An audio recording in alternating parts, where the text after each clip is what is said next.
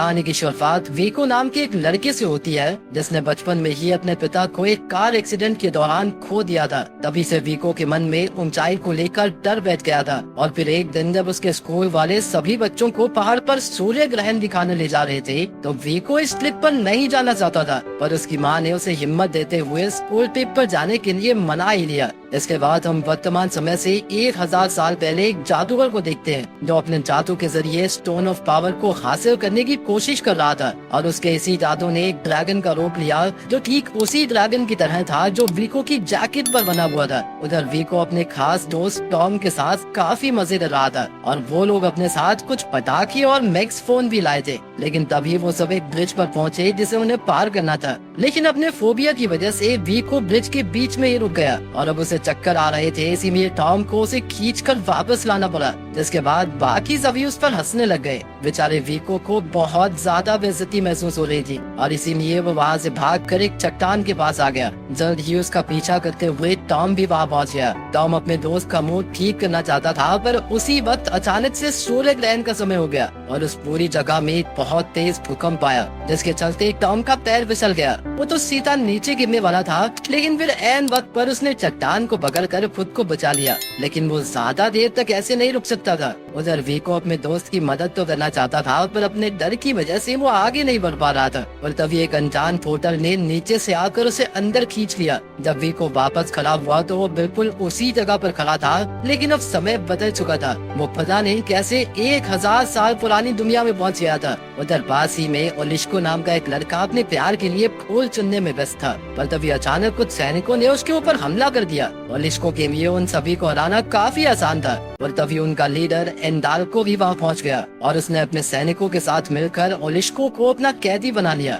लेकिन फिर पैर फिसलने की वजह से वीको चट्टान से नीचे गिर गया और इसी बीच उसका मेगाफोन चालू हो गया, जिसमें से निकल रही आवाज ने सभी सैनिकों का ध्यान भटका दिया। और इसी मौके का फायदा उठाकर ओलिश्को वहाँ से भागने में कामयाब हुआ और जाते जाते उसने वीको को भी अपनी घोड़ी पर बैठा लिया। इसके बाद ओलिश्को वीको को अपने साथ गांव लेकर गया, जहाँ उसे गांव से बाहर जाने के लिए बहुत डांट पड़ी और वहीं सभी गांव वालों को शक था कि कहीं वीको कोई जासूस तो नहीं, इसीलिए उन्होंने उसे एक कमरे में कैद कर दिया। उधर एडाल्को ने जब अपनी हार के बारे में जादूगर को बताया तो वो नाराज होने की जगह काफी खुश हुआ, क्योंकि एडाल्को ने उसे वीको के बारे में भी बताया था और जादूगर जानता था कि वीको के कपड़ों पर उसकी जादू वाला ड्रैगन बना हुआ है, जिसका मतलब साफ था कि वीको ही उन्हें स्टोन ऑफ पावर तक ले जा सकता है। वहीं वीको के कमरे के बाहर ओलांका नाम की एक लड़की उससे मिलने आई, जिसने उसे खाना देते हुए बताया कि वो साल 1120 में है। लेकिन वीको के कुछ और पूछने से पहले ओलिश्को वहाँ आ गया, जो उसे परीक्षा के लिए अपने साथ ले गया।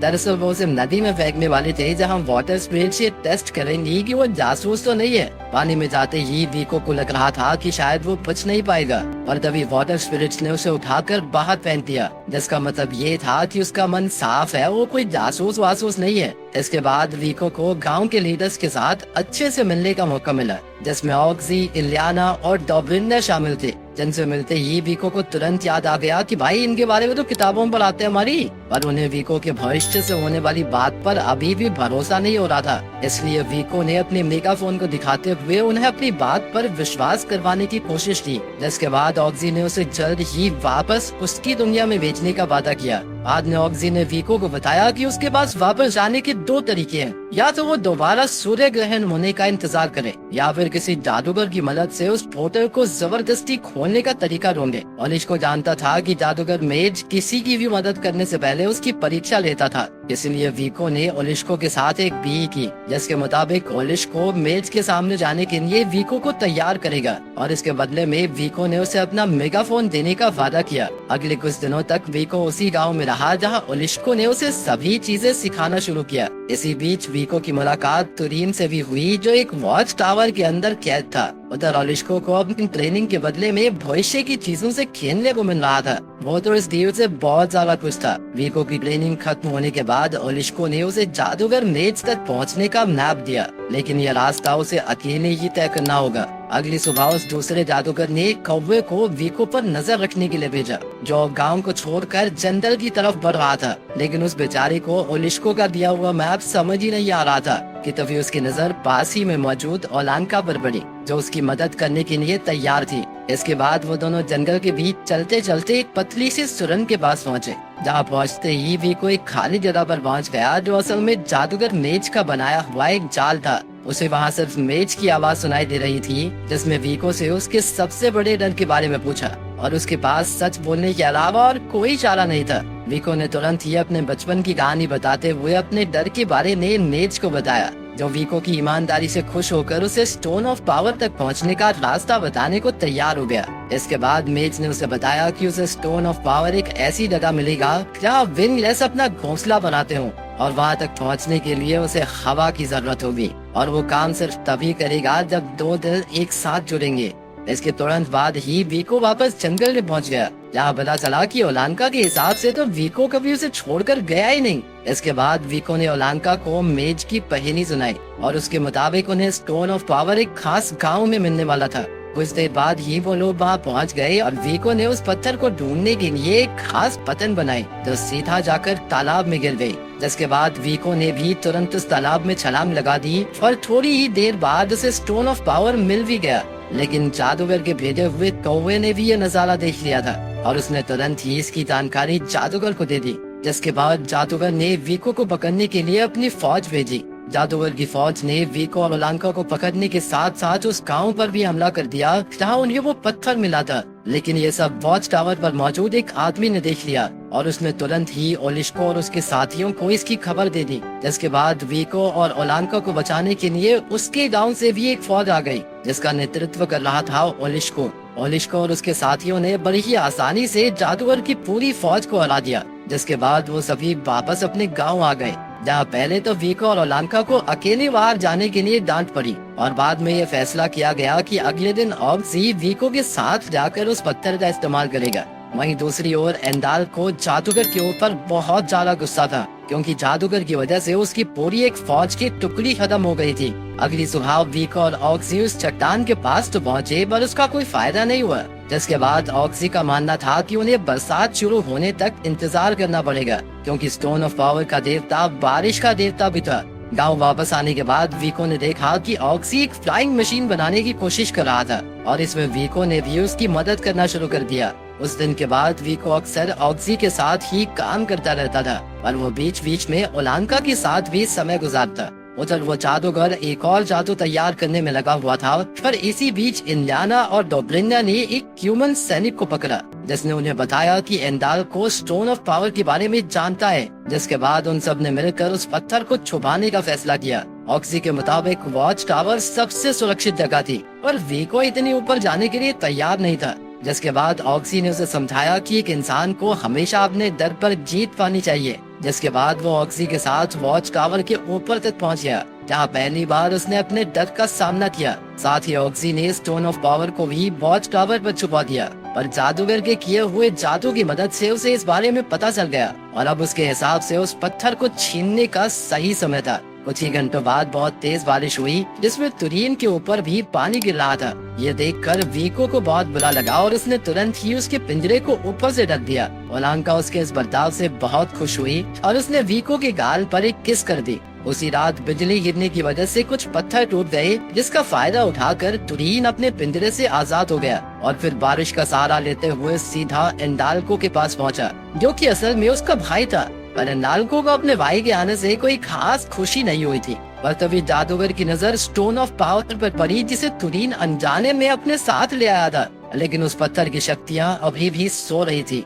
जादूगर 3 लाख कोशिशों के बाद भी वो उसका इस्तेमाल नहीं कर पाया और फिर उसने एंडाल्को को बताया कि उन्हें इस पत्थर का इस्तेमाल करने के लिए वीको की जरूरत है। अगली सुबह वीको और उसके पूरे गांव को भी तुरीन के भागने की खबर मिल गई और साथ ही उन्हें पता चला कि वो अपने साथ स्टोन ऑफ पावर को भी नहीं गया था। लेकिन कोमन पर सीधा हमला करने का कोई फायदा नहीं था, इसीलिए ऑक्सी और वीको ने और जान लगाकर अपनी फ्लाइंग मशीन को पूरा करना शुरू किया। अगले दिन जब ऑक्सी और ओलांका किसी काम से बाहर गए तो एंडाल्को के आदमियों ने उन पर हमला कर दिया, जिसमें वो ओलांका को उठाकर ले जाने में कामयाब हो गए। उसे बचाने के चक्कर में ऑक्सी भी बहुत घायल हो गया, पर फिर भी उसने मरने से पहले किसी तरह गांव पहुंचकर ओलांका के साथ हुए हादसे के बारे में वीको को बता दिया। उधर एंडाल्को ने भी एक संदेश भेजकर वीको को अपने पास बुलाया। वीको को कुछ समझ नहीं आ रहा था, लेकिन फिर भी उसने ओलांका को बचाने के लिए एंडाल्को के पास जाने का फैसला किया। वहाँ पहुँचते ही एंडाल्को ने उसे स्टोन ऑफ पावर का इस्तेमाल करने को कहा, पर असल में वीको को खुद भी उस पत्थर का इस्तेमाल करना कहा आता था।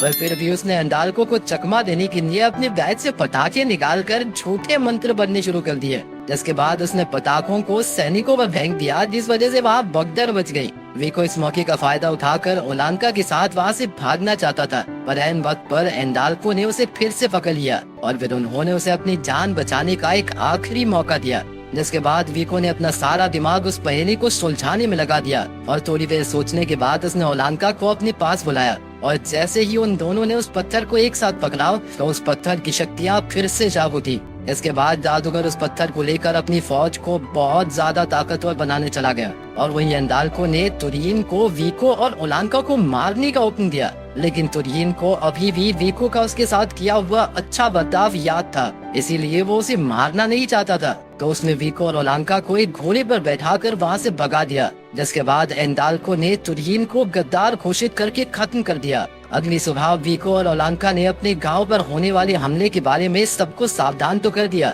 पर उनकी फौज चाहकर भी कुछ नहीं कर सकती थी, क्योंकि कॉमन आर्मी के साथ इस बार एक स्टोन मॉन्स्टर भी था, जिसे हराना बहुत ही ज्यादा मुश्किल होने वाला था। इस मॉन्स्टर को जादूगर एक छड़ी से काबू कर रहा था और तभी ओलिस्को को एक आइडिया आया और वो उस मॉन्स्टर के हमलों से बचते हुए उसे लेक के किनारे पर ले गया, जहाँ ओलिस्को पर हमला करते हुए वो उस लेक में गिर गया, जिसके बाद वाटर स्पिरिट्स ने उसे वही कैद कर लिया। अचानक से एक बार फिर से सूर्य ग्रहण का समय आ गया था और वीको तुरंत ही एक घोड़े पर बैठकर उस चट्टान की तरफ निकल गया। उधर एंडाल्को ने अपनी फौज को पूरी ताकत से गांव पर हमला करने को कहा और वहीं दूसरी तरफ सभी गांव वाले एक साथ मिलकर कॉमन आर्मी पर भारी पड़ रहे थे। अपनी हार को टालने के लिए एंडाल्को ने वापस जाने का फैसला किया, लेकिन उस जादूगर की ईगो बीच में आ गई। वो हार मानने को तैयार नहीं था और उसने किसी तरह एक बार फिर से स्टोन मॉन्स्टर को पानी से बाहर निकाल ही लिया। उस मॉन्स्टर को गांव की तरफ बढ़ता देखकर वीको ने वहीं रुककर गांव वालों की मदद करने का फैसला किया।